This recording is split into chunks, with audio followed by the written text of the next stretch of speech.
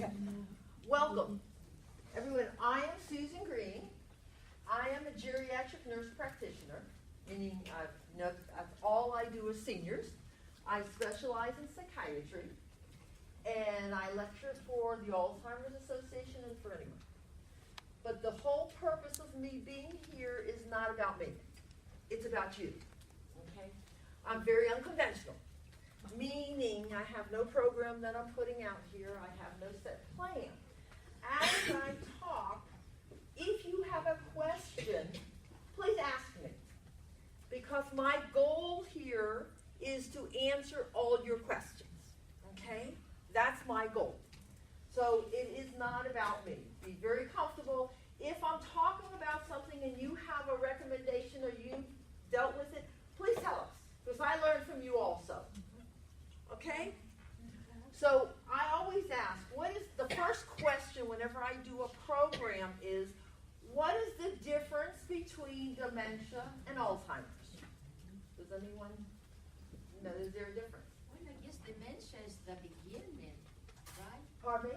Dementia is the beginning, and then it carries on. That sounds like it, but the true answer is dementia and Alzheimer's the same. It's the same. Dementia is like the umbrella, like a big word, okay? Dementia. There's many different types of dementia. Alzheimer's is a type of dementia, but there's many different types.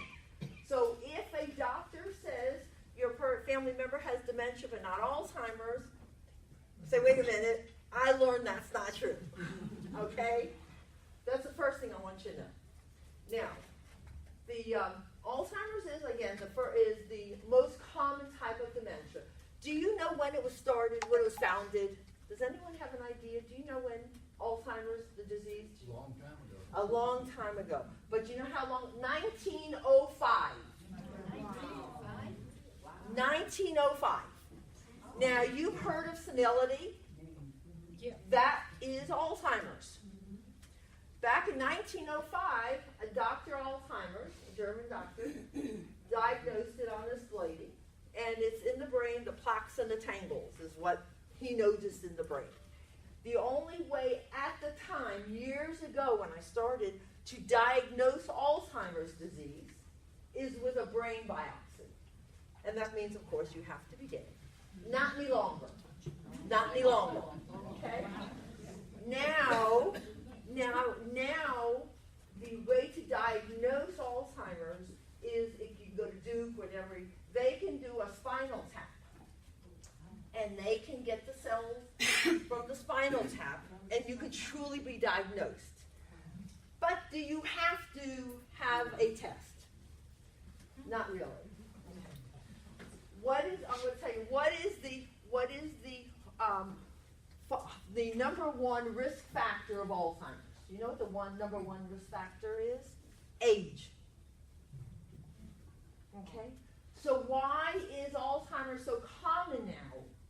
Because go back to the 60s and the 70s, people were passing at 60 years old. People didn't live to be 80, 90, and 100 back then.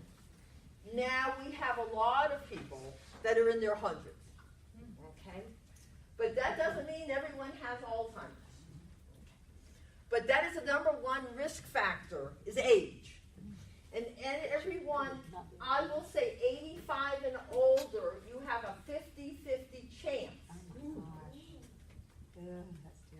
It is terrible. But it's so prevalent now. Every 68 seconds, someone is diagnosed with Alzheimer's. Wow. Every 68 seconds. So it is that important. It's important for me to teach you how to deal with it, how to handle your family members. That's important to me. Okay. Thank you. So again, dementia is one of the types. How long does the Alzheimer's last? Alzheimer's lasts between 3 and 20 years. That tells you nothing. This really doesn't say anything. One person can have it for 5 years, and another person can linger on for 20. When you have met a person with dementia, you know what? You've met one person. Not a single person is the same. Not a single one. We can all talk about a family member or someone we know who has dementia and say, well, my family member, but that everyone, we are individual people, and we have histories. So everyone is different. No one will ever be the same. Okay? But it lasts 3 to 20 years. It's a very slow, gradual decline. There's the Alzheimer's Association say there's 7 stages. I just make it early, middle, and late. Okay? And there's no distinction between the different stages. I mean, early, you know, they're still walking around and working, and you forget. And it's not because you forget where you put your keys. I want you to know that. If you put your keys down and you forgot where you put your keys, that's not Alzheimer's. Oh, that's good. Okay? You don't have Alzheimer's. What Alzheimer's is not that you forgot where you put your keys. It's you forgot what the keys are for. Oh, no. Okay? It's not that I forget your name. Oh, come to think, before I even start, that's what I'm forgetting. Before I start my whole program. This is important to me, and I'm even forgetting. I want everyone to introduce themselves. That's very important to me. What I would like you to do is introduce yourself. Just tell something while you're here, just so we know who's here, or just, I mean, this is not a personal thing, but just, okay, if you don't mind, if that's okay. Even I always do it, and I forgot. Video, just if I don't want to say Okay, video. Okay, we're videotaping this, so if you don't want to say your last name, but I just want to know mainly, not so much your name, but you're here because you're a family member. Okay? That's really what it's about. Can I start with you? Sure. I have someone I love who's a neighbor who has Alzheimer's. And how long have they had it? Do you know? 2.5 years. Is that when they were diagnosed? Okay, gotcha. Yes. Gotcha. Okay. And the same reason for me. Okay, thank you. See, now you under, okay. Yes, sir? I'm here because my wife is showing some signs of having dementia. Okay. And it's one of the, what can I expect and how can I best respond? I'm going to ask you a personal question. Not really personal, but was there a diagnosis? Mild cognitive impairment. Okay, that's mild cognitive impairment, and I'm going to explain that, is pre-Alzheimer's. Okay? That's a new diagnosis, MCI, and it may lead to Alzheimer's, it may not. But that's the earliest, that's the newest one diagnosis we have is MCI. Okay, yes, sir. My name's Travis, and I have a challenge with short-term memory, Okay. All right. as you can tell you. That's okay. That's okay. And I'm here to learn how to help and what kinds of tricks, not tricks, things you Yes, can do that's together in the house to mitigate against me going off after the 5th time. And thank you. That's what I want you to be here for. Because if I help you, it helps him. It makes his life easier so he doesn't get frustrated. Help me either. I'm Well, the caretaker here. I know, and that's exactly right. As the caretaker, you're frustrated, which makes him frustrated, and it's a whole, that's exactly what. Yes, ma'am. Dr. Marianne Peters, retired psychotherapist. Welcome. For professional interests. Thank you. And I know I forgot you. I'm Carol. I have a husband that went from mild cognitive disorder to early dementia within an 18-month span. And part of my difficulty with this is I was given a book to read, 36 hours. That's right.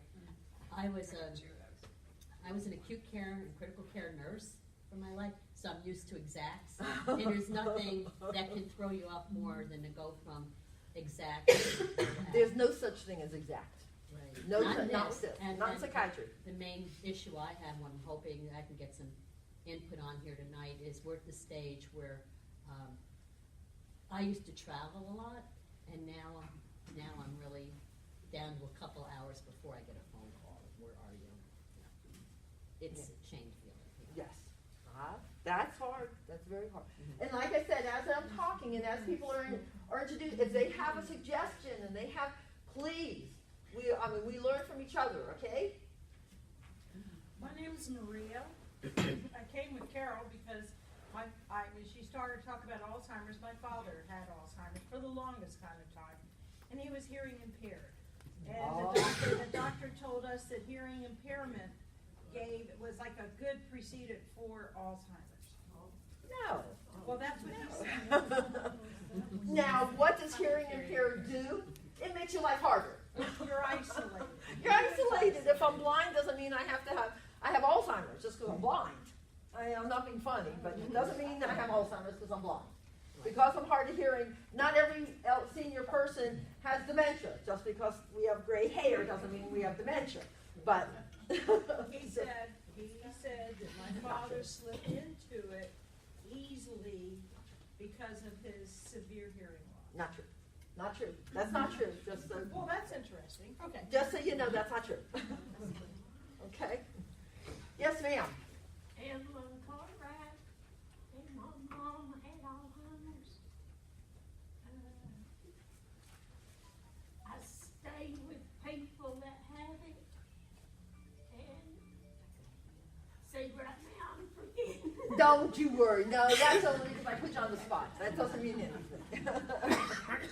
But welcome. You're here so we can teach you how to handle and take care of it. I was diagnosed about a year and a half ago, and my voice you're getting real hoarse and real, I don't know if that has anything to do with it or not. No. No. You're just nervous. I can tell you. You're just anxious. That's what you are right now. Just because we put you on the spot. Don't be anxious. She should come down and sit with Yeah, come sit down here with the rest of the people so you won't feel so alone. just isolate yourself. Don't isolate yourself. That's what she says. Yes, sir. Russ, my wife had Alzheimer's, and she passed away 3 months ago with it. And I'm just trying to still learn as much as I can about it. Because sometimes I feel like I'm getting it. Well, this is because how long? I'm going to ask you a person. How long were you married? 31 years, Okay, and how long did she have? 4 years. That's when she was diagnosed. She passed away because we put her in a home for a few days a week, and she fell, broke her hip, and tore her hip. Okay, She you left see? 2 days after that. Okay, that changes a whole lot. But just so to take the guilt off of you, it's not your fault. You have guilt. You feel guilty. That's your fault. That you put her in the nursing home and she fell and she passed. I can be standing right there. I worked, my history, my background is I worked at Wesley Woods down in Emory. And right there in front of me, a patient can fall down. Just right there, they can just fall and break a hip. And there's nothing you can do about it. She could have been at home and happened. Okay? So if you have guilt, erase it. I'm not gonna make it, it's not easy, but it's not your fault, okay? I just want you to know it's not your fault. Yes, ma'am. My name is Alicia Kramer, and I'm a caregiver to my husband. Welcome. Richard. Welcome. Thank you. And your name is, sir? Richard. Nice to meet you. Yeah, I've got Parkinson's and dementia. Okay. Which makes it harder. I had, from the Air Force, I had Agent Orange. Now you see now we're adding things on this. Do you notice difference? Yes, ma'am. And he also has been told by the neurologist that it could be Lewy body. And I'm going to talk about Lewy bodies also. That's why I want people to, so you'll understand. That's exactly right. Yes, ma'am. I'm Luann, and my father has been diagnosed with stage 3. Okay, so I'm going to ask you, he was diagnosed when? About 5 months ago. 5 months ago. When did you notice? Quite a while ago. Oh, how? He lives in Florida. Approximate. I mean, so that makes it even. But when did you say, something's not right here? How long ago? About a year and a half ago. Okay, but you live up here. Is there anyone that lives down there that would say, something's not right, you got lost? My mother. Did she, okay. She noticed things were going down. See, so I guess why is the doctor may diagnose you, doctor, nurse practitioner, I'm not trying to go off on doctor. Nurse practitioner, physician assistant, they may diagnose you last week. And you as the family member go, God, this has been going on for years now. Was that when it started last week? No, it didn't start last week. Maybe that's when they were diagnosed. But it started when you noticed it. And you as the family member know more about your person, your family than anybody does. Just don't forget that. Don't give up your intelligence. You stand up, okay? Yes, ma'am. I'm Nancy, and both my parents had it. My dad had early onset at 49 and passed at 66. Okay. My mom took care of him all that time, and then I took care of her. She passed away in January, and she lived with us for 17 years. But I think that hers was due to a lightning strike in our house in 2008.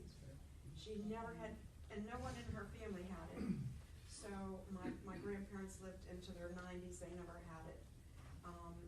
So it started several days after the lightning. She started making up words. Instead of raincoat, she would say, oh, I better put my water suit on. So, and it proceeded from there. That was in 2008, I believe. And so anyway, I took care of her, and then I wanted to know if I had the gene, so I had the blood test. Did you have the test? I did. And? I have the worst one. Okay. I'm going to tell you, and I'm going to, again, I go all off, as you can tell, and because you've mentioned that right now, I'm going to tell you. So I worked again back at Emory with the Dr. Larry too, geriatric psychiatrist, and people would ask all the time, just like yourself, here's my mother, here's my father, they both have Alzheimer's, am I going to get it? Yes, you can have that DNA testing. Yes, you can. Is that a gene, right? It's a gene, okay. But they can't tell you when you're going to get it. Okay. You may be predisposed to having it. And this is his words. You may have it and it's positive. They can't tell you when you're going to get it. Maybe you'll get it when you're 85 or 90, let's just say. You're scheduled to get it when you're 85. Now you're 80 years, you understand? You don't give up. You don't quit. We never quit. Okay? Just doing a little bit of that isolation, getting away from family and everything. Well, we're not going to let you anymore. We're going to force you out. We're not going to let you stay in your house or do nothing. You see? Now you see, I'm the tough love. I'm going to teach your wife. You better watch out. You're going to go, oh, God, why did I come to that seminar? Now she's talking like Susan. Oh, Lord. Yes, sir. I'm Bill Marsh, and my wife has Alzheimer's, and for what, 5 years now? I have no idea. So one thing that helps me is I do go to a caregiver group every once a month at Cherry Log Church, and it's very helpful, especially in the early stages.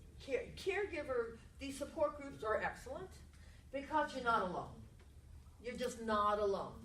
And you learn from different people. Right. Okay. And I'm just not making fun, but there is his wife right there. Does she look like she could be me? Does she look like she has Alzheimer's? No. Do you? No. What does a person with Alzheimer's look like?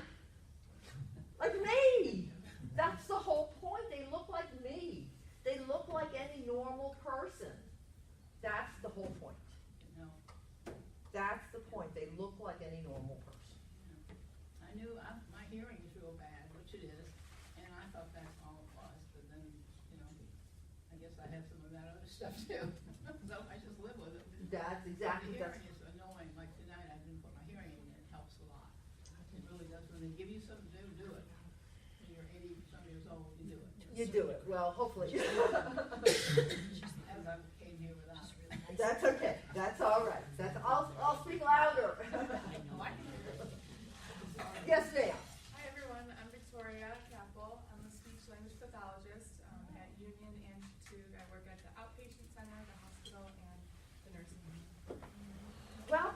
So, she's got the kind of job that a person with dementia, she's got to decide if they do or they don't.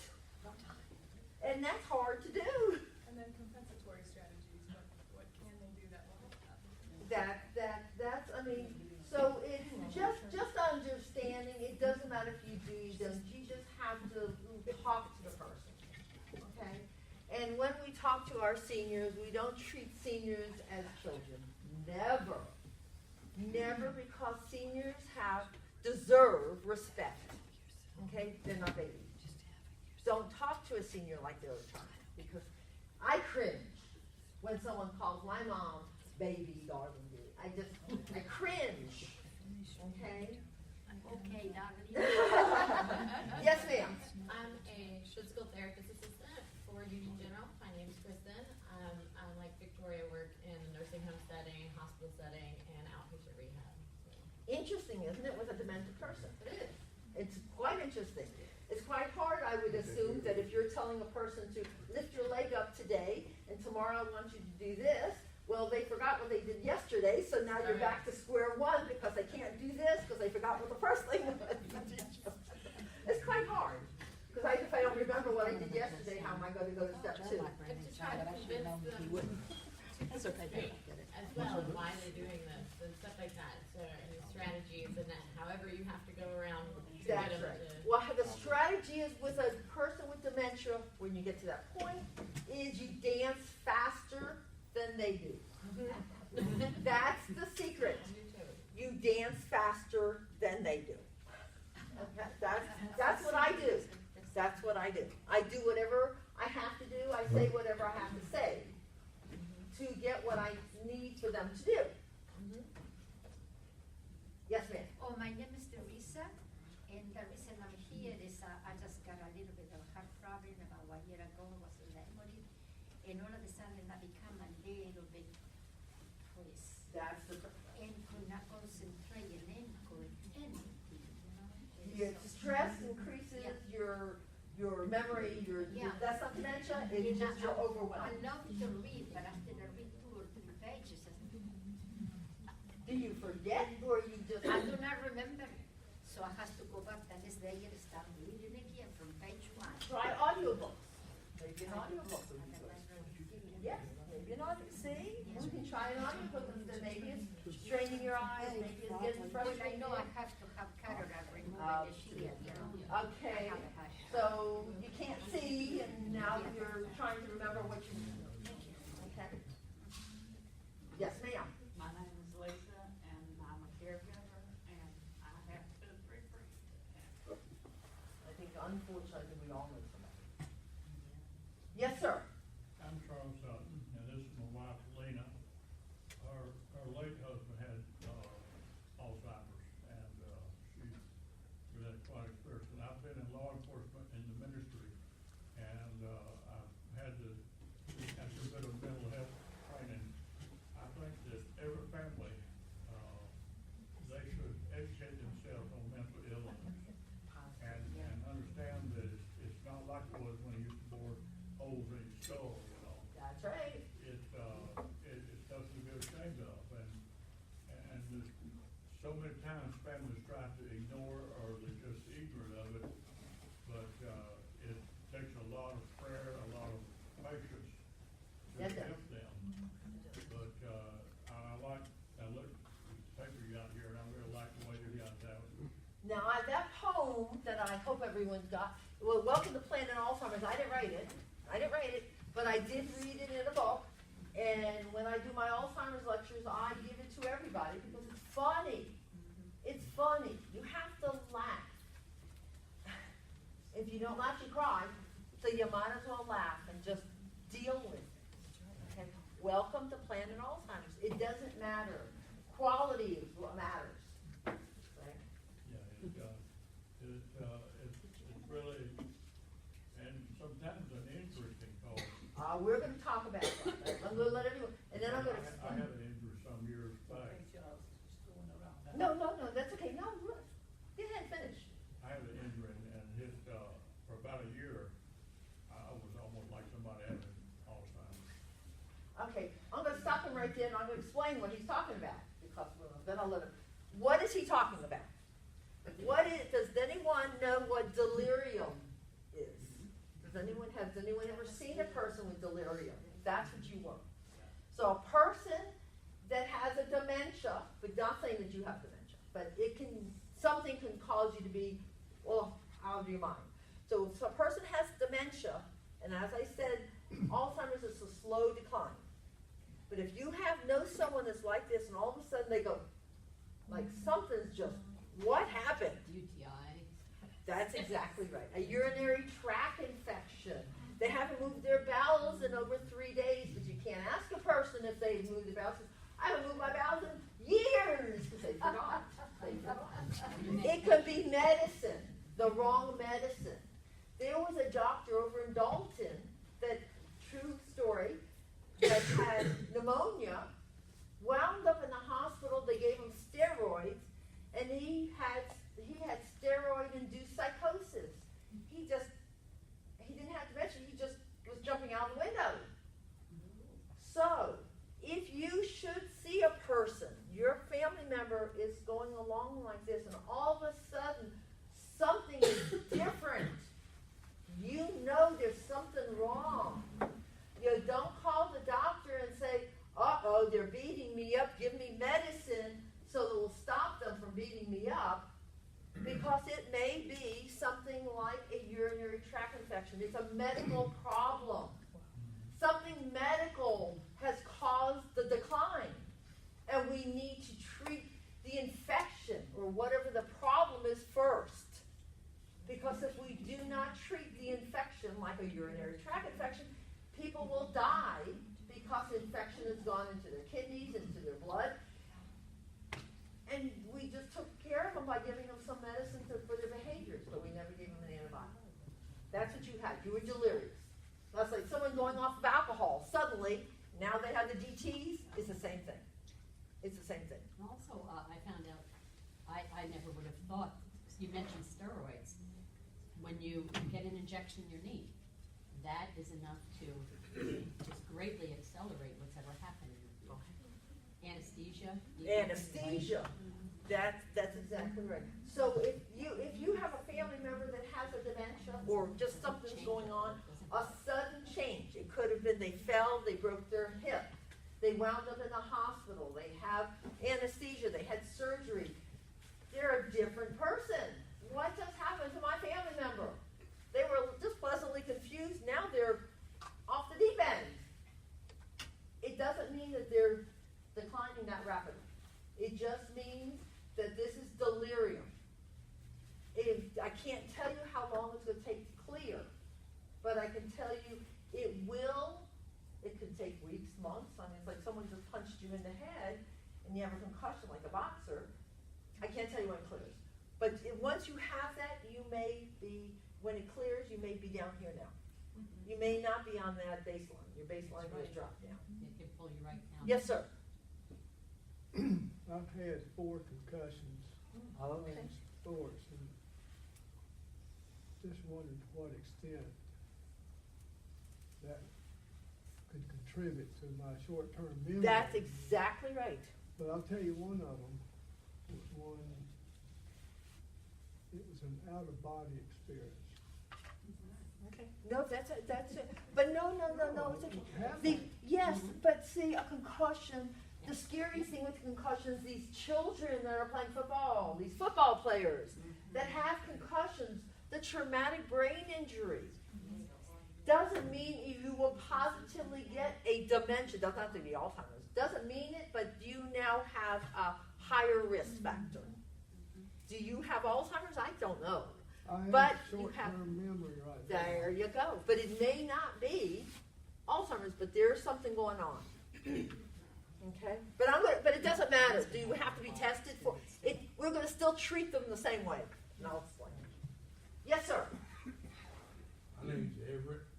My mother lived about 10 years with Alzheimer's, and I happen to be about the same age she was when she was diagnosed with it. So.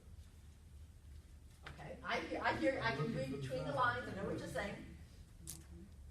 Doesn't mean anything. Congrats, I'm glad you're here.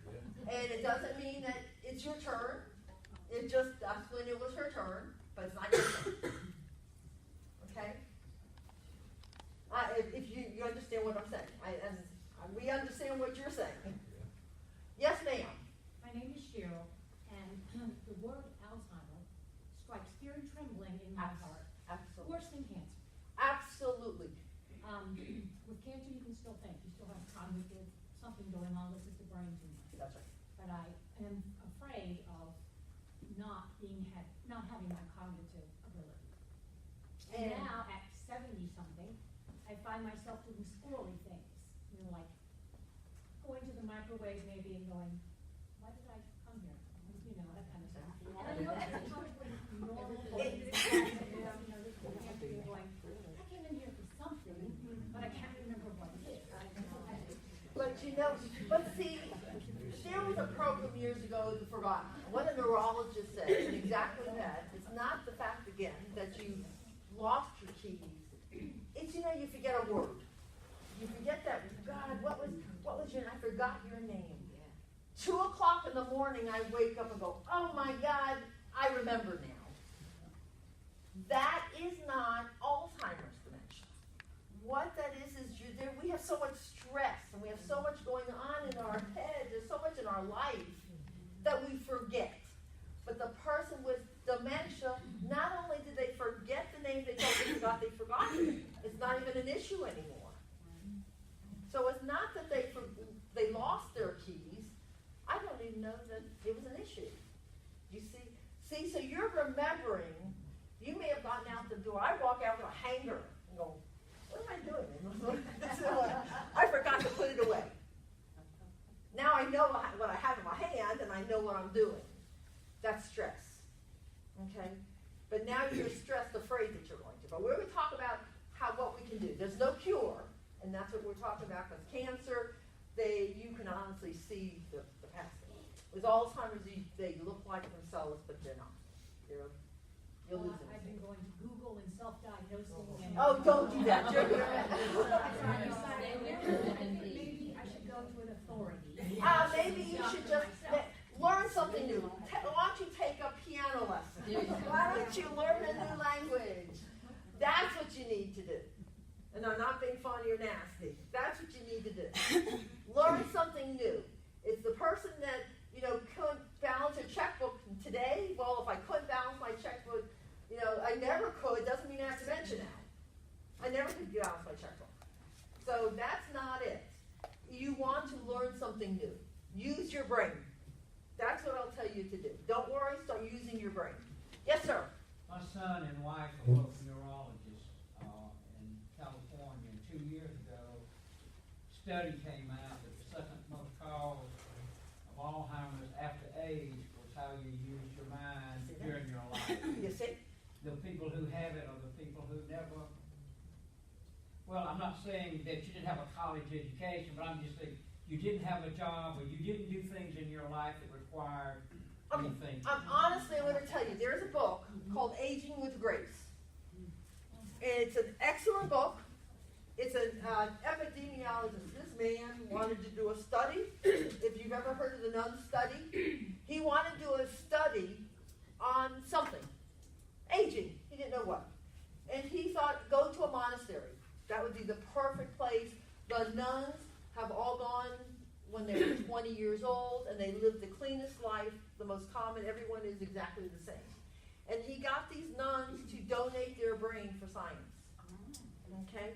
So I hear what you're saying, but that's not true, because some people, yes, that did not have, if you have no education, then there's not much, you can't, if you have a PhD and you lose something, you can still function.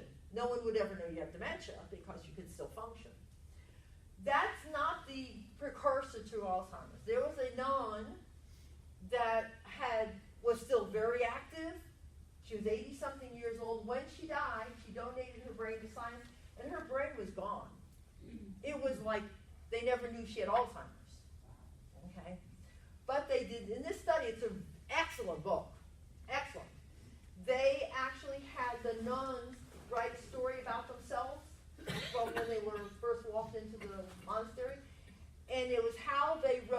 they were very colorful and just talked about it in detail, or they were very concrete. They think that may have shown the beginning. Because Alzheimer's honestly starts 20 years, at least 20 years before you even know you have it. See, my husband was an attorney, and he had to rely on his memory, and he could walk into, before computers in a law library, and he knew which book to go to, what section to cite. So when he started forgetting things, the frustration was so much greater. And he would say, I can't believe this. I had to rely on my memory. I can't even remember what I did 10 minutes ago. But yes, it's just your level, your reserve is gone when you have, if someone has never gone to graduate high school, doesn't mean that then they have to have Alzheimer's. That wasn't what I was saying. What I'm saying is that, like my wife, we would try to do drills. If there's nothing but taking a 5-letter word and spelling it backwards, every day I'd take words or numbers, count, but to get her to think and use her mind. Right, and right. What the study says is a lot of those people, just, they don't do it. It's just like, it's a muscle. That's right, that's exactly right. And if you don't use it, you lose it. That's right, that's right. Wheel. That's right. Yes, ma'am.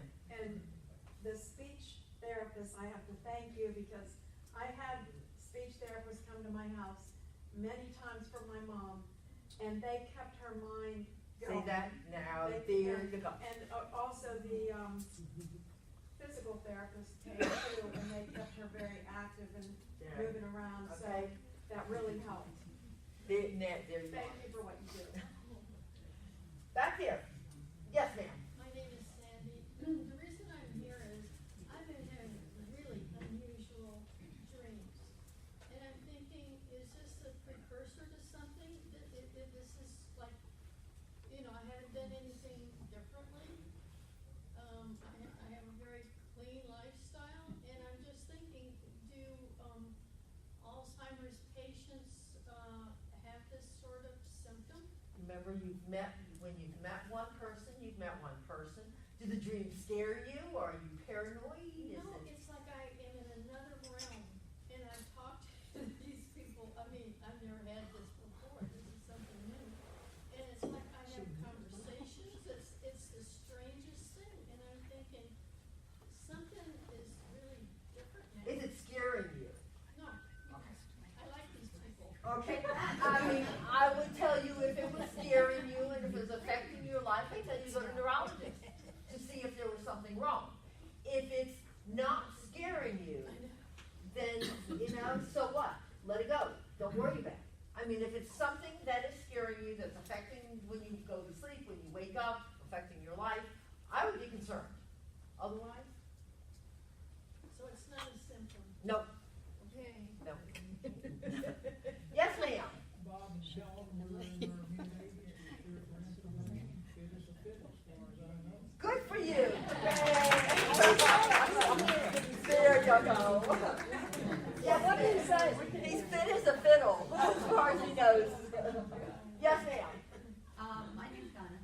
I wonder how reliable the tests are that the doctors ask you to take. Okay.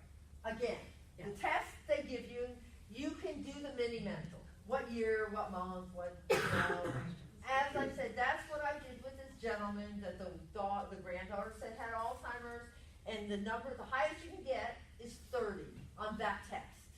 What if I only went to 5th grade? What if I can't spell world forward or backwards? Just say, I just can't. I'm illiterate. What if I'm blind? I can't draw a picture. That doesn't mean that I have Alzheimer's. What if you have a test? What kind of test are we talking about? An EEG will not show dementia. An EEG will show seizures. A CT scan will not show dementia. It will show vascular. An MRI will show if you've had a stroke. You can see that there's little connections that are popping. That's vascular. Okay. He said that I had what he calls gray matter. Okay. And I get medication to take. and that's fine. And that's okay. That doesn't mean I have Alzheimer's. If you should. See, again, he hasn't done a true, the spinal tap, the whole thing. Oh, no. Okay? But that's okay. It's not going to hurt you. Will it help, maybe? But it's not going to hurt you. My name is Marilyn, and Donna's my friend, and she won't admit to me, but I know that she worries about herself. Of course she would. And her husband. Of course. So I'm here to run as much as I can, but I think her problem is she just does too much and stresses herself out. And I forget things too. Good friend, right? And that's what I appreciate. Slow down, take a few. Okay. So now that we've all introduced, so now let me explain the different types of dementias, because I want to go back to Lewy bodies. So there's Alzheimer's, 3 to 20 years, God only knows, but it's a slow, gradual decline. I can't tell you when you're going from stage 1 to stage 2 to stage 3. There's just no, it's just, you can't tell. Vascular dementia is different. The difference with vascular is associated with high blood pressure and strokes. Okay? TIAs. So if someone has had a stroke or high blood pressure, you can honestly tell that a person is almost like a step down decline. And you're nodding your head because you can say last month they were here, now they're here. It's almost, the decline is step down. Okay? That's vascular. You mean gradual? When it's a clear, meaning they may have had a TIA, there's something, one of those mini strokes, there's something, I don't know, you can just tell, it's like a step, okay? Lewy bodies dementia is associated with Parkinson's disease, okay? It's harder to treat sometimes because the medications can make us worse, and doctors don't know how to treat. And sometimes we may give a person with Lewy bodies. Lewy bodies is a different kind of cell in the brain. And of course, you have to have a special test, a PET scan, to see the Lewy bodies. But that's what Lewy bodies is, okay? And they present differently.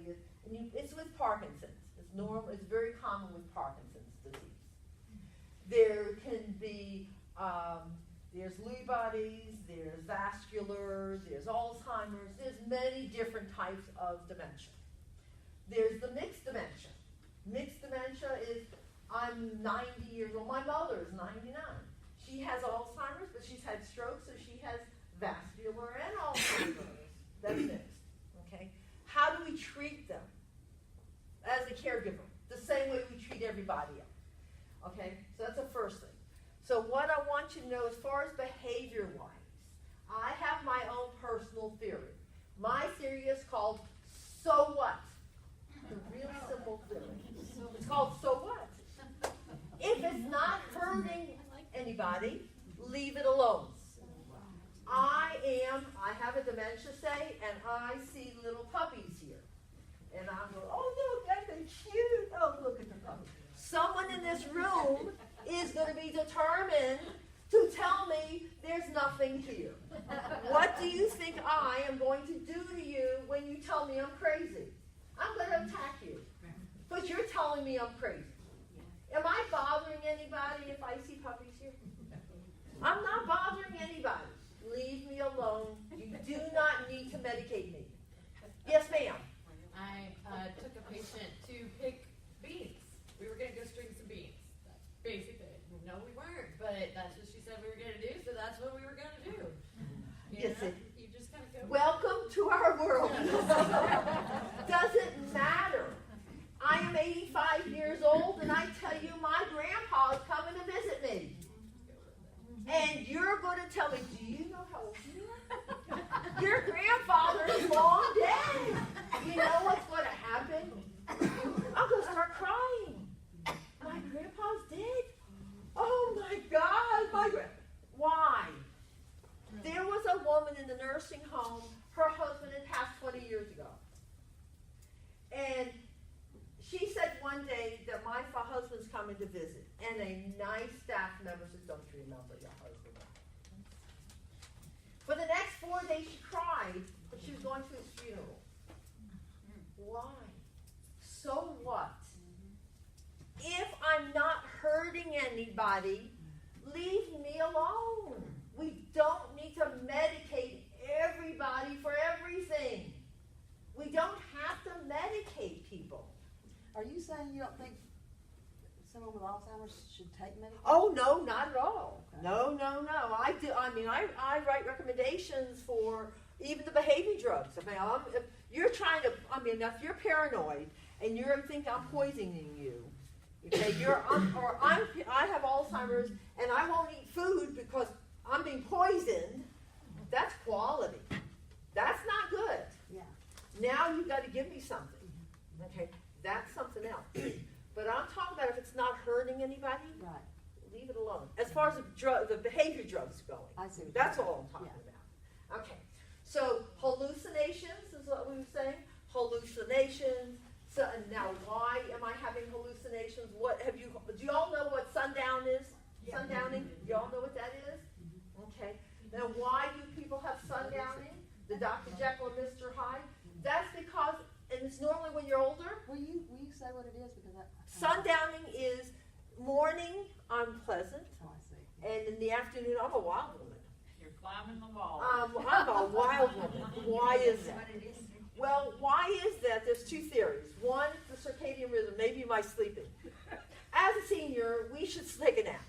We really should. You get up at 7, by 2, 3 o'clock, you're tired. But I'm not a baby. I'm not going to lie down. I'm an adult, and I'm not taking a nap. So now I'm tired. That may be a reason that I'm getting cranky. Also, now the sun is going down. I have really poor eyesight, and I'm looking out through the blinds, and oh my God, there's someone out to get me. I can just see someone out there. So it may be my vision. Okay? That's why they call it sundown. So when you want to do any kind of activities with a person with dementia, early morning, the early part of the day is the best time, because the latter part of the day, they're just overworked. Yes, ma'am. Okay, I always thought sundown, because I like to be well misinformed, was when folks could not sleep at night. No. What is that? When people are getting They get their days and nights are mixed up. They're sleeping all day and they're awake all night. That's hard to handle because now we've got to work with their medicine and try to get them to sleep and keep them active in the daytime to wear them out so now they will fall asleep at night. Okay. But if you're sleeping all day long, you're not going to sleep all night long either. You can't. I mean, you got to keep them active all day long if you can. And people don't want to get out of bed. I'm one of those. Sorry for some of my residents, but I will get them out of bed.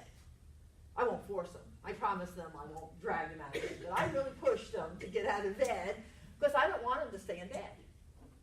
Because otherwise you can just lie there all day long. And if you're sleeping all day, you're not going to sleep at night. That's what that's what it is. Sundowning is more, as the day gets later, they get more confused. More confused. Okay, I have a question. Yes, ma'am. This woman, her brain is shrinking in the back. They're going to put a shunt in. What, or do whatever. What causes that? Okay, now say that again. What's your? Her brain is shrinking, they told her. And they're going to put a shunt. That would be for spinal fluid. Okay. Why is that? Okay. Well, the brain is shrinking. I didn't bring my picture today. But if you look at a normal, healthy brain, it looks like this. If you look like an Alzheimer's brain, it is dying. That's what I thought it was. But there's no. Want to say. It's shrinking. Okay. But the shunt has nothing to do. If they are thinking of a shunt, there's something called normal pressure hydrocephalus, okay, NPH. And I'm going to teach you all what NPH is. A person that becomes, and the way to remember is wet, wobbly, and wild. Wet is they're incontinent, suddenly incontinent. Wet, wild is they're confused, dementia. And wobbly is they have unsteady gait, so they're just not. So that's three things that happen all at the same time. It's a sudden onset, more or less, okay? That's not Alzheimer's, again. Those three things together means the brain, there's fluid inside the brain, And yes, that's true. You put a shunt and release some of that pressure in the brain, they come back to normal. They come back to normal. Well, that's if what they they have- told. Well, but I didn't it know. can't be shrinking. It's one or the other. I mean, they may not have dementia, but there are not a lot of the doctors that even diagnose that. But I mean, she is about 30-something. Oh. So, Okay. you know, That may be NPH. Her ventricles may be enlarged, and that may do it. Okay. Yes, ma'am. My husband had Alzheimer's, and he was very, very violent. Okay. I mean, I could tell on his eyes that I'm not going to be in a corner somewhere because he would pick up a pot and just throw it. Was he a pleasant, sweet Before. Before. Yeah. So it doesn't always happen. I can't tell you. Personalities really don't change. He could have been very angry. He may not have known who you were. You know, you weren't his wife. You were some strange woman. And he was angry at you because you didn't do something. Normally a person who's very sweet may still be sweet, but it's not even funny, but the elderly woman and children have a hard time. To me, children are 60 years old because the people are 80s and 90s. So the children have a hard time because, now, my mom was a sweet, church-going lady, never said a dirty word in her life. And oh my God, she's cursing like a sailor now. Oh my God, and they're embarrassed. I have to explain to children that your mother knew those words when she was younger. She just had the reserve to never say those words. Now that she has dementia, she says whatever she wants to. Okay. I do remember. Stroke can do that too. Okay, so go back. Another dementia that I did forget is frontal temporal lobe. That is one of the hardest. Pick's disease. Pick's disease is another kind of cell, but at the front part of the brain is gone. And when the front part of the brain goes, you are disinhibited. And you say things like, oh God, that's ugly. In my right mind, would I say that to you? No. They say whatever they wish. And a horror story I will tell you is I met a lady, I hadn't even met her, but I'd spoken to her. And her husband this was up in Tennessee, and her husband had been kicked out of many nursing homes, many assisted living, and he wound up in a hospital. He was only 50-something years old. He had frontal temporal lobe dementia. And he wound up in the ER, and you know how loud ERs are. He is screaming. The noise was too much, and he's going, ah! Ah! And a security guard came up to him. This is unfortunately a true story. Came up to him and says, if you don't shut up, I'm going to put you in jail. Oh, jeez. Oh, gets worse. Oh. He continued to scream because that's impulsive. And another gentleman came up and said, oh, I really like your shirt. And the first man came up to him and got into his face. Now, even a normal person doesn't like someone in your face. And what are you going to do? Push them away.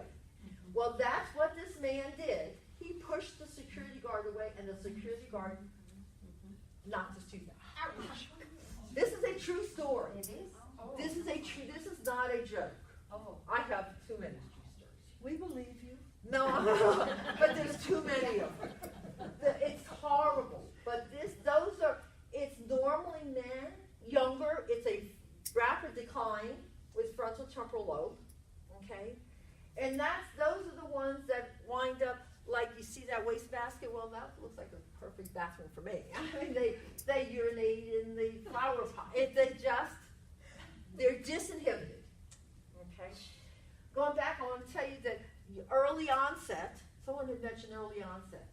People have asked, if late onset is 60 and older, what if you're 55, 54, 48, and you are diagnosed with dementia? Are you going to have a more rapid decline? And Larry Toon, someone had asked him, the psychiatrist, and that no, you are not. It is going to be the same progression. The only difference is if I'm only 45 and I'm acting very strange, you'll notice something's wrong with me. That 80-year-old, that's what they do. That's what they do. But it's not a more rapid decline, early onset to late. Traumatic brain injury causes more higher risk factor. Down syndrome, of course, does. Because if you've had any kind of brain injury, that just is a precursor to some sort of a dementia. Okay. Delusions, again, I'm jumping all over. So the hallucinations, or I hear things, I see things. Delusions are real to me. They're real, and I may never forget them. And you know, there's a lady living upstairs, and this man comes down every night and steals the food. I don't care what you say to me. As far as I'm concerned, there's that person's living up there, and leave it alone. As long as it's not hurting me. And what is his if I need it all? But delusions are belief, a fixed belief that I have. It's like a reality. It's a reality to me. It's a reality to me. And they're not going to change. And you might, if you ever want to argue with a person with dementia, hit your head in the wall. Because you're not going to get anywhere. You're trying to reason, and why? Welcome to Planet Alzheimer's. You're not going to, there's no reasoning. It's not going to help you. Why? So what? If they act that way at 40, that wouldn't be Alzheimer's. If they're delusional, it may not be. I mean, there may be schizophrenia. I mean, unfortunately, again, for me, I'll say, I have diagnosed, and I have actually told someone, I have diagnosed schizophrenia, which is scary for me. Because here I go to nursing homes, and this is an 80-year-old woman. Was she never seen by a doctor before in her entire life? How come no one ever diagnosed her? Well, because I talked to all the children, and one of the daughters told me, and this is a true story, told me, well, when this woman was like 9 years old, she was attacked. She was molested by her two brothers. Well, never told a soul in her life. Never told a soul. She just happened to tell the daughter last year. Well, do you think at 9, I mean, you're psychic, you're blind just. So, you know, our senior women, men, they're raped, they're attacked, and they're not going to tell anybody. Not their children, they're not going to tell anyone, they're embarrassed. But now they're afraid. Why are they afraid? Something's happened to them. We need to just listen. We need to spend time and listen. Okay? Can they determine Lewy bodies? Lewy bodies, you have to do the test. There's a test, a special test. They can tell you have Lewy bodies, dementia. Frontal temporal lobe, you can, but it's, again, there's more of the presentation. And the only real test for dementia, if you really wanted one to see, not so much dementia, is there's a neuropsychological exam. It's a 7-hour, 7-hour test, and they do executive testing, meaning your pill box. If I tell you to take your pills of 8, 2, and 1, how you're going to do it 3 times a day, how you can remember to do it, how do you balance your checkbook. I mean, they do a lot of executive testing. Oh, I definitely have it.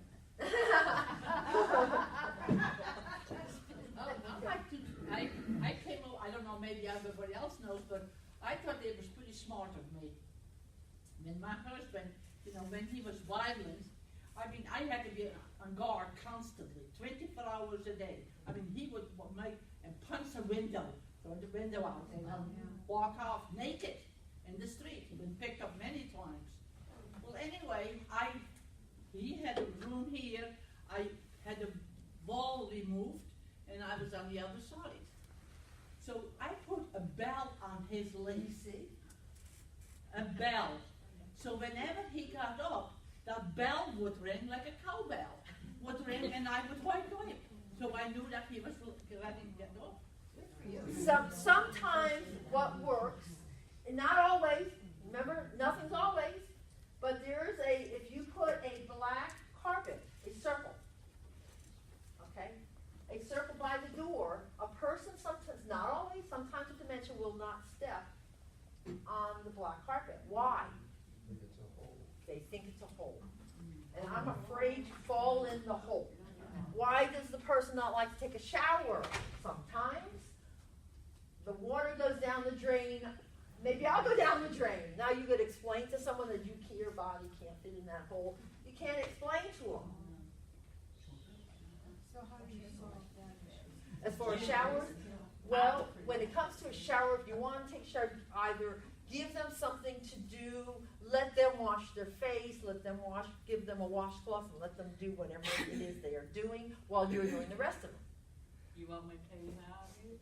Go ahead. You put a mat with holes in over the drain. There is a mat there. And it's Okay. still off. Are they afraid to take a shower? If my mom can get him to take a shower once a week, she's doing good. He just refuses, almost like a child, doesn't want to take a bath. He doesn't want to take a shower. What about a sponge bath? A senior doesn't have to have a shower every day. I mean, they're not very dirty. It's just, he doesn't want, I think part of it is he doesn't want to get undressed to go take the shower. Then take the shirt off and just wash the top part of the body on one day, and then the other part of the body on another day. Big blanket, a big bath You know? blanket. But I mean, whatever seems to work, you try, you have to, when it comes to dementia, you have to you have to think outside the box. There's no rules here anymore. It's whatever works. It was great. Yes, ma'am. My father his bedroom was right at a place where the steps came up. So his bedroom was right at the landing of the steps. And he was afraid to go out. And we couldn't, just putting a little child's gate there wasn't gonna do. My brilliant brother decided to use in closets, they have the closet bar where you just stick the thing up and put it back down. He put a piece of wood on either side and was able, my mom, who was just as old as my dad, was able to pick this pipe up. It was like a PVC pipe, perfect. It weighed nothing. And she could go downstairs, but as long as that was there, he was okay. That's adaptation. That's how this works. That's exactly. Everyone is different. Did you have a question? Like you said there, you gotta be careful because if you try to force them to do something, they can snap. I know when I was deputy sheriff, we had a lady in her 80s, a caregiver tried to force her to do something, and she snapped. She almost destroyed the inside of the house, and we had a time trying to restrain her. You dance faster than they do. That is the key. You do or say whatever you have to say. If I want you to go outside, oh my God, come on, I want to come on, I got some really good food. Come on, let me just show you. You do one of those things. When a person is in the nursing home, I've had, a family member leaves, and I had this gentleman, his mother had Alzheimer's, and every time he left and said goodbye, she would just be crying her eyes out. And he, of course, felt like crap. So what did I tell him to do? I told this son that when you're ready to leave, I want you to say, oh, Mom, I got to get something out of my car. I'll be right back. Now, I want you to know, she wasn't going, how long is it going to take? They forget the time. So it's not like, how long does this take me? He's gone more than 5 minutes. It didn't matter. She totally forgot he was gone. Yeah, and I said to him, you may go outside and cry, but you're not going to stand there and cry. You're going to go outside. As long as she's not crying, I'm happy. You're old enough, you understand what's going on. She didn't. I was transporting one, and we was up the road, I was in North Carolina, deputy sheriff, and this lady, all of a sudden, she snapped in there, and she started screaming and yelling, I'm going home, and somebody wanted to get a hold of her, and I said, no, if she's not hurting herself, you just leave her alone. Can I take you with you? And leave her alone, and after a while, she calmed down, I went gently, put my arm around her, and I said, are you okay? She started crying, she said, I'm sorry. You see that? You see. Now, when a person wants to go home, how family member or they're in the nursing home and you take them home and they want to go home and you go, but they're home. But you're home. They don't know what home is. Home is that warm, fuzzy feeling. If they are living in the house with you and they want to go home, what I've learned from family members is you walk outside, you get in the car, you drive around the block and go, we're home, we're home. You do whatever you have to do. Whatever you have to do. And as a policeman, I thank you because I was just telling Leslie a story in Chatsworth, I don't know if you've heard, not long ago, a little lady in Chatsworth had dementia. She did not speak English. She would go outside with a little steak knife and she would cut dandelions behind the Boys and Girls Club. And she walked out with her little steak knife and someone called 911 and said there's a lady with a knife. She's not attacking anyone, but she's wondering. Well, the police came and they tried, because she didn't speak English, tried to do whatever sign language to get the knife away. She didn't understand, so they tased her. They tased her. I now am personally working, have gotten connected with the Cobb County Police Department, and I am doing a training for the officers, the recruits. What is it like to be an older person with dementia? Just for 10 minutes, I want you to know how horrible it is when you're just totally lost. They need to understand, and they asked me why I was doing it. I said, because look, I'm 65, I go through a red light and you have that blue flashing lights, and now I'm scared. Now you start screaming at me. I don't know what I'm gonna do. Don't shoot me. That's the whole key. We need to teach. We need to teach doctors, EMS, and we need to teach them, understand what we're dealing with. We're not dealing with 20-year-olds. A 20-year-old is not the same as an 80-year-old. It's not just an older 20-year-old. It's an 80-year-old. I was a paramedic for 25 years. We had no training at all. Oh, then. When it comes to mental illness. And it was very difficult. This is my what I plan on doing. That's my mission. I will go around to any police department for free, and I will do a program for free. And it's not a lecture like this. It's more putting them, the goggles, the headphones on them and go, I want you to set the table. And they're going, and they're trying to get the Vaseline off their eyes, and they're lost. How horrible is it? Sneaking behind you. It's terrible, isn't it? I want them to understand. We need to get them to relate to who they're dealing with, because it doesn't have to be the gray-haired person. It could be when I turned 65, I dyed my hair blue. Just because I was a blue-haired lady. I mean, I've always been like this. So, I mean, maybe I had dementia back then. Maybe I have it now. How do I know? I mean, no one's going to know. I just had a confrontation with an EMS, and it was not pretty. I was ready to go really off on him. That's the problem. Early on, you were ready to, I was ready to take him on. That's what I was saying. We need to stand up. We need to stand up and fight for our family members. And I don't care if it's the doctor, the nurse practitioner, or the physician's assistant. I don't care who it is we're dealing with. This is your family member. I make a mistake with your family member and I say, I'm sorry, and I walk away. You're the one that suffers. You need to stand up to talk to anybody about whatever it is you need to take care of. They need to listen, and you need to demand that they listen. Well, I did. Good thing. I want to talk real quickly about medicine, because I don't even know what time it is. Are we okay so far? Okay. Medicine. I just want to give you an idea. Aricept, like you're taking. Aricept is one of the drugs. You start with 5 milligrams, and you wait a month, and then you go to 10 milligrams. Okay? Now, if you have early onset, it will work. You can't take it now. It's not. I mean, you can, but it's not going to help at all. But Aricept is one of the first ones. It's a once-a-day drug. You take it in the morning if you should. If it causes a GI upset, take it at night.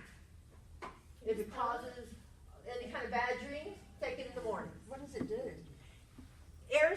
works with the acetylcholine, it's the chemical in your brain, and there's not enough, so it's trying to get it clearing up your acetylcholine.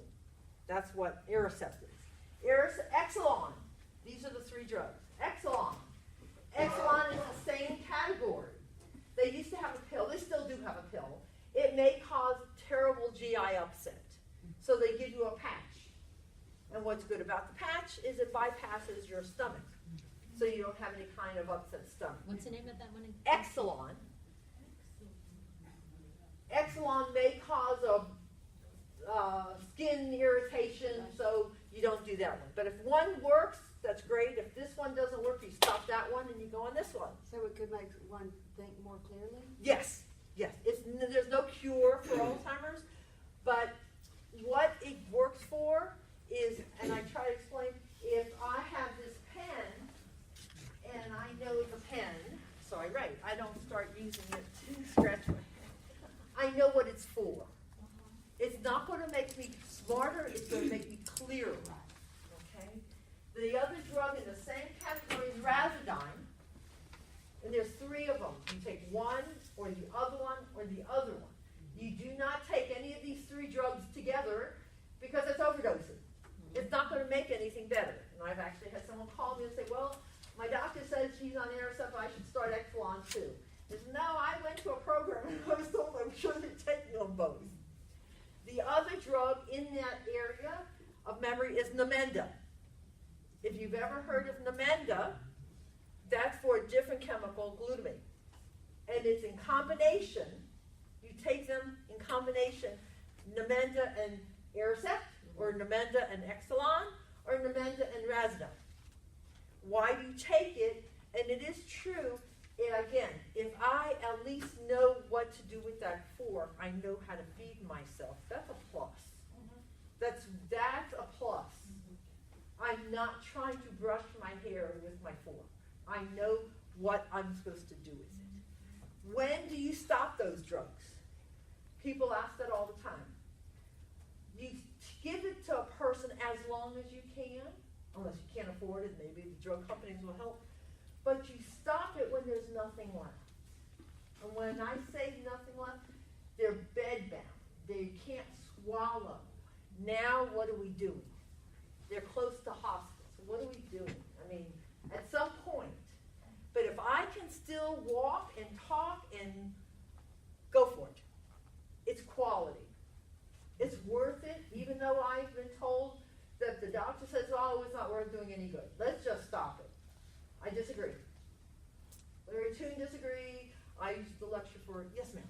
Just a quick question. If they prescribe Namenda, but they've not prescribed one of these. It's okay. Then you eventually you got to be on both of them. Eventually you want to be a combination. So should I? Yes?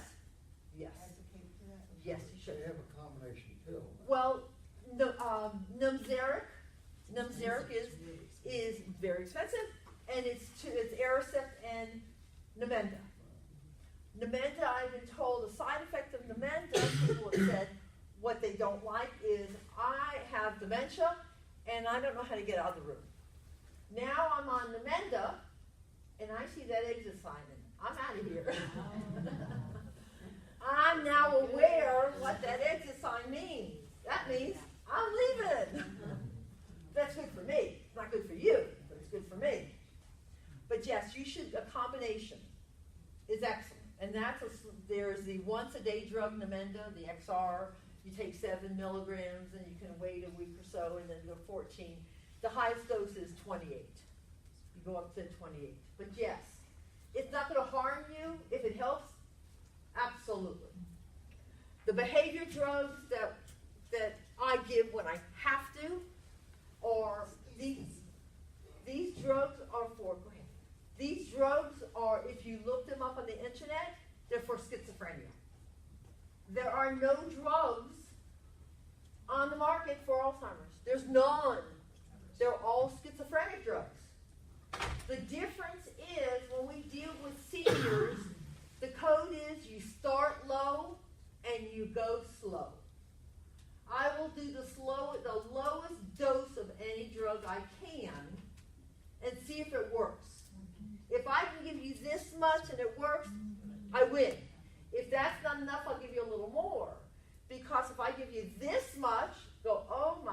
think I've given you too much. Now we gotta wait for your metabolism for it to go out of your system, and why? Start all over, yeah. Okay, so we start low and we go slow. The Risperdal, these are the behavior drugs, the Risperdal, the Seroquel. We start at the lowest dose. Risperdal, 1/4 milligram. 1/4. And I only give that if I have to. And I'll teach the staff how to deal with me if I had dementia instead of medicating me, because the state doesn't want anymore. The state doesn't want us to chemically restrain people. And I agree. And I agree. We need to teach our professionals how to deal with it and not medicate them. Where is Risperdal in the circle? That's the behavior drug. There's Risperdal, there's Seroquel, there's Zyprexa. Is there any antipsychotic drugs that go along with Alzheimer's? We give them all. We use them all. With Parkinson's, we use Seroquel. I do not use Risperdal. Seroquel has the least amount of stiffness. Neurologists really do like Seroquel. Okay?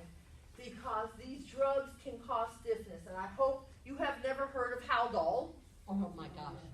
They still are giving it out. They are still giving out 5 milligrams of Haldol. Haldol is a very old antipsychotic. It's a great drug. I don't think For so. schizophrenic, it is a good drug. It's a great drug. It's a cheap drug. It's an old drug, but the side effects are horrendous.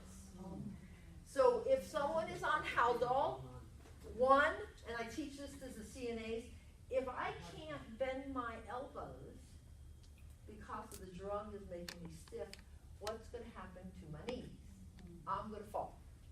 So that is called EPS. That's the stiffness in my joints. But Haldol causes tardive dyskinesia. And tardive dyskinesia is that. Horrible, horrible, involuntary movements. And once I have it, you can never take it away from me now. And it's all because of the darn drug. So even if you get off the drug, it doesn't go away? It will never go away. Yes. Wow. I avoid it like the plague. Yes, sir. Haldol. Avoid it across the I go to nursing homes, even just yesterday in Dalton. I go to 4 nursing homes in Dalton. And they give 5 milligrams of Haldol. Why? Why are we giving our 80-year-old people Haldol, 5 milligrams? We give them a half of something, Ativan. But they still use Norza. Oh, I do. Believe me. I'm not a quiet person, you can imagine. Just 1 second. Yes, ma'am. Tardive dyskinesia. My mom had it. Horrible. Horrible. And she got it from taking Raglan. Okay, Raglan is another one. Raglan can cause that. Abilify can cause that. You can do Requip. Requip, just for example, is good for restless leg and Parkinson's. A high dose of that can cause delusions. So now if someone is on medicine, that's on a high dose, and now I'm going to have to give them something for their delusions, but that's not going to go away because I already have them on this one. Maybe I cut down, and this happened with a gentleman, cut down on their medicine to get rid. We just don't need to throw the kitchen sink at them. Pepsin. We don't need to. Can someone take their own life when this happens? Do they commit suicide? Honestly, a person can because they're not in their right mind, but they're psychotic. I mean, they don't have, the problem with Alzheimer's, it's not just memory. There's more than memory with Alzheimer's. It's your insight and your judgment. I walk outside in the freezing rain and I walk wearing my bathing suit, or I'm just walking out naked, because I don't know that it's freezing rain out there. I can die because I just don't have the judgment to know better. So yes. Can they plan it? They can't plan to take this, they can't plan. But drugs could make it go. They can make them more confused, and I won't know what I'm doing with this, maybe, but they can't tell me to, I just don't know how to do it. That's the problem with all, they don't know how to commit suicide. together. You gotta plan it, and I don't know how to plan it. I won't know how to do it. I can't get it straight. Yeah. Today, used to use Milltown and Thorazine. Oh my goodness, Thorazine. That's in the same category as the Haldol. Yeah. That's right. And they had called it the Thorazine Shuffle. And Milltown. That was the Thorazine Shuffle. That was Milledgeville days. That's right. Milltown's bad stuff. That's too. right. We don't use any of that, but they still use Haldol. Do they still use Benadryl? I'm going to tell you, thank you for asking. Benadryl. I want you to know, a person with dementia should never use Benadryl. Never use Benadryl. Why is that? Okay. Because what Benadryl is, you don't want the drawing effects. It's anticholinergic. That's the category. So if it is drawing, well, that's okay. I have Benadryl, and it's drawing me up. Now, what it's for? To dry me up. Well, everybody knows whatever the itching is a histamine, but it's drawing. What that does will cause me more confusion. I can become delirious from Benadryl. And doctors give Benadryl. Thank you. You're welcome. Doctors give Benadryl for sleep because it makes you tired, but not for a person with dementia. That's interesting. Yeah. Okay. Melatonin is a good one then for sleep. Use melatonin. I mean, I actually use, for sleep, I use trazodone. What I use are drugs like, there are antidepressants. I would rather use a drug that has many effects to it. If I can give you, now, let me just tell you depression. A person with dementia can be depressed. Don't believe it just because they have dementia, they're not depressed. Yes, they can be. What does a person with dementia look like that's depressed? They just don't care. Let me just lie in this bed and rot. I just don't care. They can't say that they're depressed, but they are depressed. And if you feel that your family member is depressed, darn it, say something to the doctor that they're depressed and you want something. So we can give Remeron, which is an antidepressant, but it increases your appetite. It helps you sleep at night. Now I can take one pill, and it works. You're not eating, you're not sleeping, you're depressed. I can give you one pill, and that may work. What was it? Remeron. How do you spell it? R-E-M-E-R-O-N. Remeron. Thank you. You're welcome. But I would rather use one drug. Trazodone is an antidepressant. I use trazodone. As far as an antidepressant, I'm not sure, but it helps you sleep. And I don't like the Lunesta and the Ambions, because what do those drugs do? They cause you to have a hangover. Now, I'm 80 years old, and I take this drug to help me sleep, and when I wake up, I'm just loopy. I'm going to fall out of bed and break my hip. Now I've got more problems. I mean, so we have to remember we're dealing with seniors, and any kind of side effects that leaves is for the next day. Why would a doctor suggest a person that is taking 5 milligrams of the next one, is it? Here is it? Go from 5 to 25. Okay. Honestly, it should be 5 to 10. There is a drug, Aricept has a 23 milligram tablet. I personally don't. I think they just wanted to add more money, here, take another pill. Seems like a big jump. You really need to go from 5 to 10. 10 is really the dosage. That's the effective dosage, 10.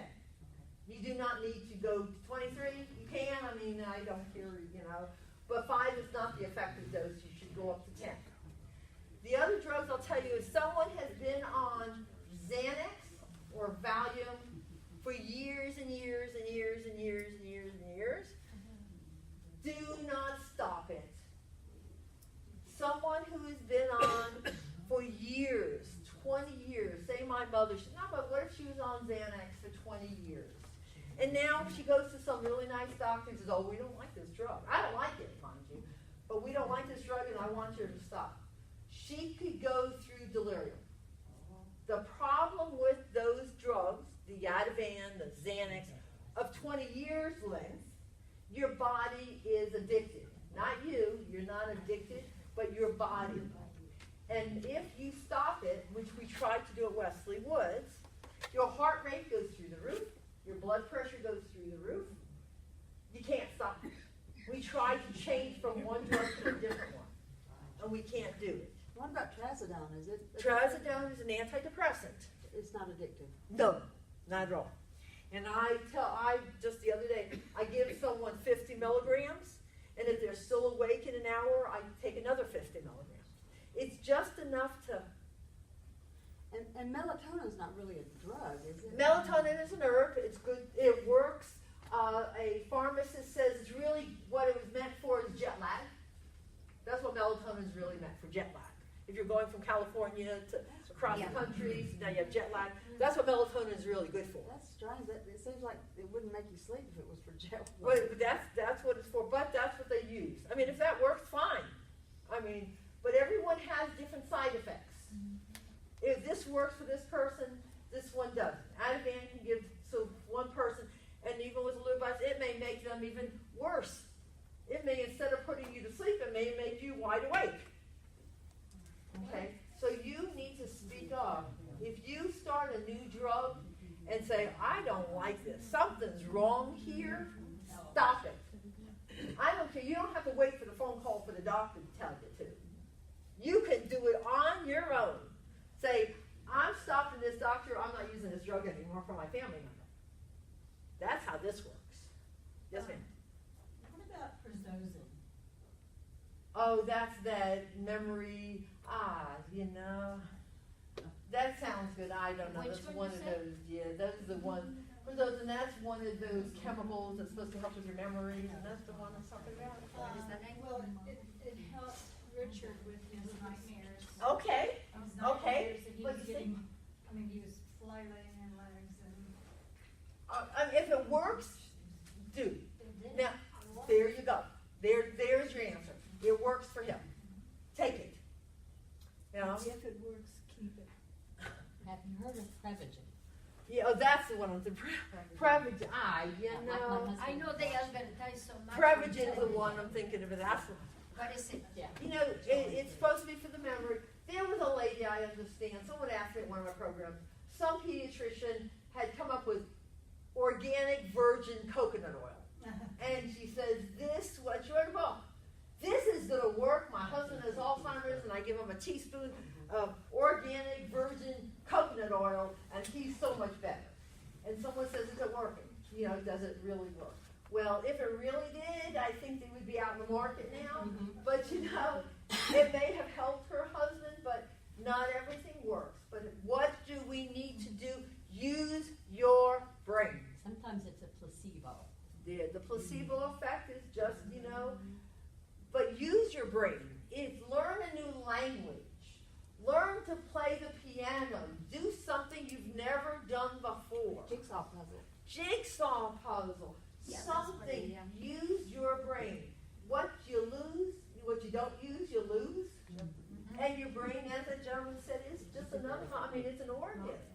And you need to, if your blood pressure is high, keep your blood pressure level. If your sugars are high, you want that to be level. Because what affects your heart affects your brain. We got to get the blood to our brain for it to work. But we need to use it or we'll lose it. Yes, ma'am. Cymbalta? Cymbalta is an antidepressant. I use that if someone is having pain. Okay, pain is subjective. You can't tell me if my leg is hurting. I may go, oh my, you can't see a single thing, but I'm telling you it hurts. I would rather give Cymbalta. There's somatic pain, meaning it may hurt, but I'm depressed. So if I'm depressed, everything hurts even more, because that's all I'm thinking about. So if I take a Cymbalta, it helps with the depression, but it's helping with my pain also. And then I don't have to take a Percocet or the Lortabs that doctors just hand out, because those on top of everything else are addictive, and they're constipating, and I could be falling down. if I'm on Loratab. I think if I took a Loratab, I'd be on the ground. You know, so, but we have to remember when we're dealing with our seniors, again, they're not 40-year-olds. They're 80-year-olds. There's a big difference, a world of a difference. And doctors forget sometimes when they're dealing with seniors that I could be 80 and I'll take care of you and you're 80 or you're 70 and I've been treating you for years. You don't look your age, so I could still treat you the same way I've been treating you all these years. But your liver, your kidney, your metabolism is slowing down. So any medicine I give you is lingering on. It's not going out of your system so fast. Thank you. Yes, ma'am. I don't have a question about medicine. Okay, So go ahead. I don't know if that subject has been exhausted. No, that's okay. Go ahead. I'm done. I'm done. Go ahead. Okay. Caregiving. The caregiver. There are so many needs for the caregiver to understand and that they need a break. What is the best pieces of advice that you give? Okay.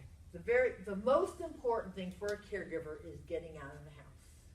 Now, who was it? Someone that you can't leave the house? Okay. Do you have a friend? I get a phone call. I can't leave the house at all. Okay. So here's what you need to do. You go to church, or are there any friends? Have someone come over and take him out to lunch. And I'm take him out to lunch. As long as he's happy, you can breathe. You can get out of the house. But someone is watching him. We're not talking about babysitting. You're not a baby. We don't need a babysitter for you. We want you to be entertained. We want you to be occupied. If I have some gentleman that will play checkers with you, if you play checkers, then ask someone to come and sit with him for an hour. Take him to McDonald's if that's what you like. And that gives you time for freedom. Okay? You have to have time. Caregivers go first. That's fact. Why do caregivers go first? Because you don't have the time to take care of yourself because you got to take care of him or your husband, and I don't have time to go to the doctor, so I'm not going, and I go first, and now what happens? There he still is, and someone's going to have to take care of him because you're now gone. Well, that's what we were just talking about with our psychiatrist yesterday, the elder care law and setting up a guardianship. That's what you have to do. Guardianship, not so much. You need to have with an elder law attorney or an attorney that knows how to work your finances. So if God forbid someone does wind up in a facility, you're still taking care of financials. That's very important. Because if you spend all your money taking care of your family member in the nursing home, what do you have left for you? That's very important. But you need to have time out. I had a gentleman that would go to the nursing home every meal. And if his wife had a little spot on her shirt, he was just so upset. What did I do is I got my blank piece of paper here, and I wrote on the back my prescription to this gentleman. You are going to go out once a week with your friends. And he laughed. And he says his children liked my prescription because he was afraid to leave his wife. He didn't want to leave her. We need to keep you occupied. We need to find you a friend. That you have someone that you really don't care what she's doing. I mean, honestly, it doesn't matter what she's doing as long as you're happy. Isn't that right? Everyone is different. Everyone is different, as you know, and behaviorally they're different. Now, my particular instance, I'm the only one that matters. There's an isolation where he doesn't go out anymore. He doesn't. He's depressed. Does he have an antidepressant? Yeah, he was on antidepressants. Okay, and is it working? Well, we just took him off last week. Okay. GI upset. Okay, But he's fine with it's a behavioral thing. He only wants me. I understand, but that's not helping anybody. No. So as far as an antidepressant, if you're on an antidepressant for a year, and now you say it's not working anymore, you know what you do? You stop it and you change it to something else. Because after a while, they just don't work anymore.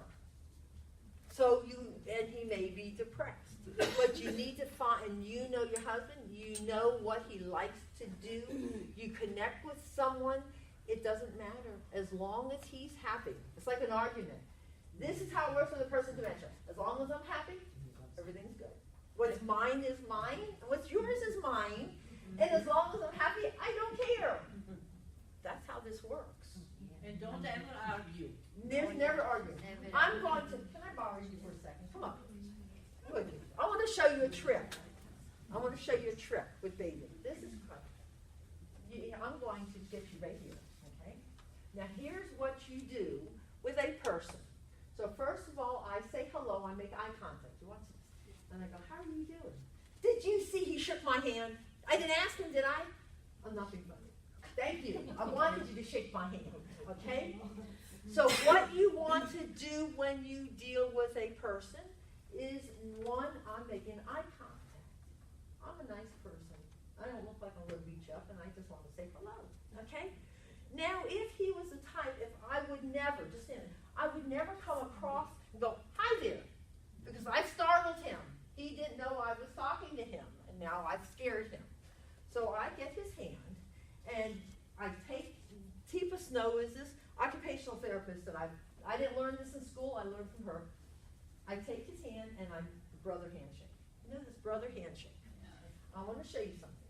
If I started taking your shirt off, how's that feel? Not good. This is not good. Don't do this. I agree. Anyone would feel the same way. Let me have your hand back. The brother handshake. Now, what if I was doing like this? It would be different if I was, no. If I had you help me, if I wanted you to help me to undo it would make you feel better, wouldn't it? Because you feel like you're doing the belt. Do you want? Thank you. No, I'm not taking your belt off. if I come across, no one likes the normal person. You don't want me to cut in your face and stuff. It's just, I don't care how smart you are. I mean, it doesn't matter. I'm in your face. And what are you doing in my face? If you take their hand, again, what you're doing is giving them some sort of independence. And if it's unbuttoning of blouse, unbuttoning a shirt, pulling the pants up or down, they're helping. I may be doing it, but they're helping. They feel like they're doing it. Even if it was feeding, instead of me feeding you like this, if I had your hand and I had a spoon in my hand, you're feeding yourself. So we have to give them the independence. We got to give them their respect. That's what it really comes down to. And you need to go through a support group. You need to connect with a support group because there will be other people that know people that you can cut together and maybe take your husband to a support group. Some of the support groups, the support group, Bill, your support group, does Susan come with you? Cherry Log? Cherry Log? They don't have a group